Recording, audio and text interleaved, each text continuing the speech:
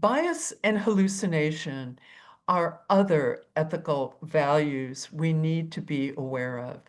When we look at cities today, a lot of services have historical biases baked into their delivery methods and the data on which they're based. What happens when we apply AI to these already biased systems? Unfortunately, AI can end up reinforcing or even amplifying some of these inequities. So, for example, if certain neighborhoods historically receive slower emergency response time, an AI working with that data might accidentally perpetuate those patterns unless we specifically design safeguards. This brings us back to the pillar of responsibility and the pillar of context, contextual understanding. The root of many AI problems right now lies in the training data itself. AI systems learn from historical information that often contain our societal bases. AI is based on lots of data, but we are human and we have biases. We've already seen AI tools showing biases when, for example, ranking job applicants based on names that suggest certain races or certain genders, for example. An AI system might be essentially learning our prejudices rather than using objective, quantifiable data. Another interesting challenge is what we call sycophancy, which is a fancy word meaning the tendency of AI systems to excessively agree with users. This can create dangerous feedback loops where biased viewpoints get reinforced rather than challenged. We tend to agree with the machine because we believe it's authoritative. We need to be careful about automation bias and confirmation bias. There's something about computer-generated answers that can make certain humans inclined to trust them more than we should. This is a bias that is amply demonstrated in a lot of empirical research. Why would we share private information with AI? A lot of the time, people have a tendency to trust these technologies as authoritative. When we see this, people, for example, follow GPS directions into lakes or even into dangerous areas. With AI, even generative AI, this overtrust can be so problematic since the systems can sound authoritative even when they're completely wrong. Imagine if you add private information to that. I think that would create even more problems. The key takeaway on this is that while AI offers tremendous benefits for urban services, we need to approach implementation with real caution and awareness of potential pitfalls.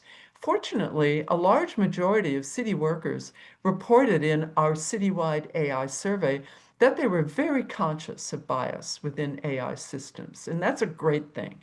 We need diverse teams developing these systems and regular bias audits, and humans keeping careful oversight on critical decisions. In talking about hallucination, I also wanted to highlight one source of bias. On this next slide, for example, we wanted to illustrate how accidental hallucinations occur. This is a very simple, but I think uh, good illustration of how hallucination operates. This particular data set is obviously a data set of dogs, Chihuahuas and sheepdogs in this particular example, that's training a computer vision system to differentiate between those two breeds. But that's not the only thing we're seeing in these images, right?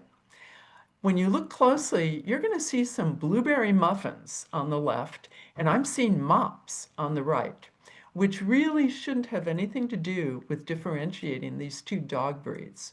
This is a pretty common way engineers kind of pressure test a model by introducing unrelated visuals, but often the net result is that it corrupts the system. What's happening here is that the AI isn't really seen the way humans do. And so again, we go back to contextual understanding as one of our ethical pillars. We understand context and we have deep conceptual knowledge about what dogs, muffins, and cleaning tools are. But visual AI systems, especially the earlier ones, the ones that are less good, or just pattern matching machines, looking at pixels and textures. When we extend this issue to real world examples, we have to ask if an AI can't reliably tell the difference between a dog and a pastry, imagine the potential problems in more critical applications, like, for example, medical diagnoses, autonomous vehicles, or security systems. Everybody has seen the Waymos around town when they malfunction. So this is a very important issue to think about. Those Waymos aren't completely equipped to discern things in their environment. While today's AI systems have improved dramatically, this example serves as an important reminder that AI hallucination occurs when systems confidently see or identify things incorrectly. It's why we need robust testing, diverse training data, and humans in the loop for important decisions based on visual AI. In every single ethical consideration we've talked about so far, we've really stressed the notion of human in the loop. We need to dig into that. Our next slide will take up some of the societal harms that we should be aware of.